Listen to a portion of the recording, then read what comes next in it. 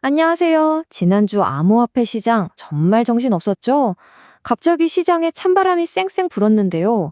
도대체 왜 그랬는지, 그리고 돈은 어디로 흘러갔는지 지금부터 속 시원하게 파헤쳐 보겠습니다.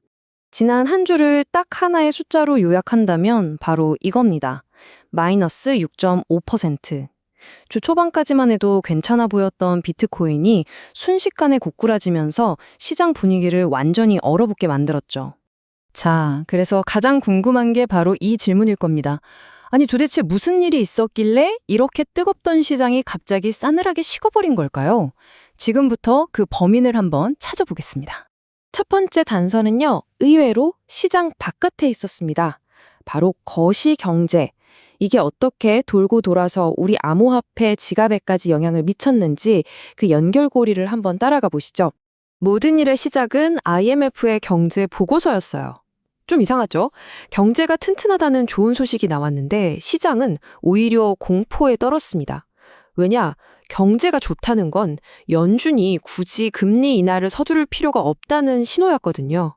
투자자들은 위험자산 파티는 끝났구나 하고 판단했고 곧바로 ETF에서 돈을 빼기 시작한 겁니다. 이건 시장이 움직이는 방식 자체가 근본적으로 바뀌고 있다는 아주 중요한 신호탄이었어요. 자, 이 슬라이드를 보시면 그 변화가 한눈에 들어옵니다. 정말 흥미롭죠? 보고서 발표 전과 후 투자 심리가 어떻게 180도 바뀌었는지를 보여주거든요. 금리 인하라는 달콤한 단비를 기다리던 그 뜨거운 낙관론이 정말 순식간에 차갑게 얼어붙어 버린 겁니다. 그리고 그 결과가 바로 이 숫자입니다. 지난 한 주에만 비트코인 현물 ETF에서 무려 6억 8천만 달러, 우리 돈으로 거의 9천억 원에 가까운 돈이 빠져나갔습니다. 기관 투자자들이 얼마나 빠르게 위험 관리에 들어갔는지 보여주는 대목이죠. 그런데요, 이 빠져나간 돈이 시장에서 완전히 사라진 건 아니었습니다. 사실 시장 내부에서는 아주 흥미로운 돈의 재배치가 일어나고 있었어요. 바로 섹터 순환매라는 건데요. 말이 좀 어렵죠? 쉽게 말해서 투자자들이 파티에서 이 테이블, 저 테이블 옮겨 다니는 거라고 생각하시면 돼요. 어디가 더 재밌을까, 어디가 더 유망할까 하면서 자리를 옮기는 거죠. 지금 시장의 관심이 어디로 쏠리고 있는지 보여주는 아주 중요한 신호입니다. 이 그림을 보시면 그 흐름이 바로 이해가 되실 겁니다.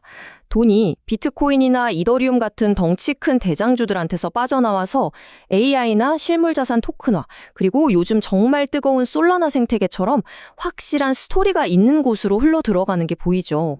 조금 더 자세히 볼까요? AI나 RWA 섹터는 이거 진짜 쓸모가 있네? 하는 그 강점 덕분에 하락장 속에서도 돈이 몰렸고요.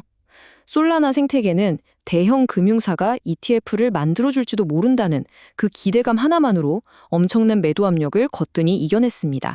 자, 그럼 지난주 이야기는 이쯤 하고요. 이제 정말 중요한 미래를 내다볼 시간입니다. 당장 다음 주에 우리를 기다리는 가장 큰 변수는 뭘까요? 그리고 우리는 어떻게 대비해야 할까요? 이번 주에 가장 큰 변수 중 하나가 바로 이 MSCI 지수 리밸런싱입니다. 이게 왜 중요하냐면요. 비트코인을 엄청나게 많이 가진 마이크로 스트래티지 같은 회사가 있잖아요. 만약 이 회사의 지수 내 비중이 조정되면 이 지수를 그냥 기계적으로 따라가는 어마어마한 규모의 패시브 펀드들이 비트코인 관련 자산을 팔아야만 하는 상황이 올 수도 있다는 겁니다. 그래서 보고서가 제안하는 전략은 아주 명확합니다. 첫째, MSCI 리밸런싱이라는 안개가 거칠 때까지는 일단 보수적으로 가자. 둘째, 선물 시장에서 갑자기 가격이 급등락하는 스퀴즈 현상이 여전하니까 섣불리 매수 버튼 누르지 말자.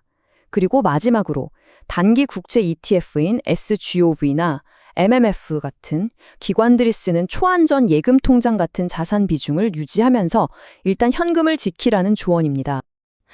그리고 앞으로 우리가 정말 눈을 떼지 말고 지켜봐야 할 숫자가 바로 이겁니다. 1억 2,500만 원.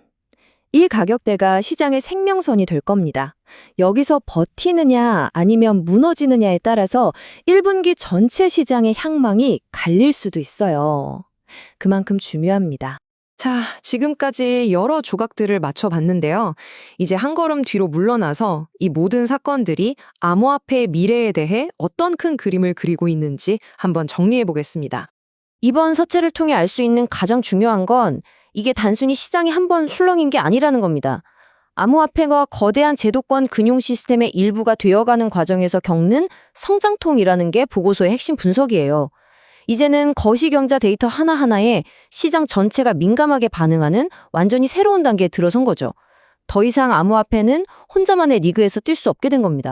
그래서 마지막으로 이 질문을 한번 던져봅니다. 지난주의 이 혼란, 그저 시장이 성숙해가는 과정에서 겪는 일시적인 아픔일까요? 아니면 이제 주류 금융시장의 일부가 된 암호화폐가 앞으로 계속해서 마주해야 할 새로운 현실일까요? 여러분의 생각은 어떠신가요?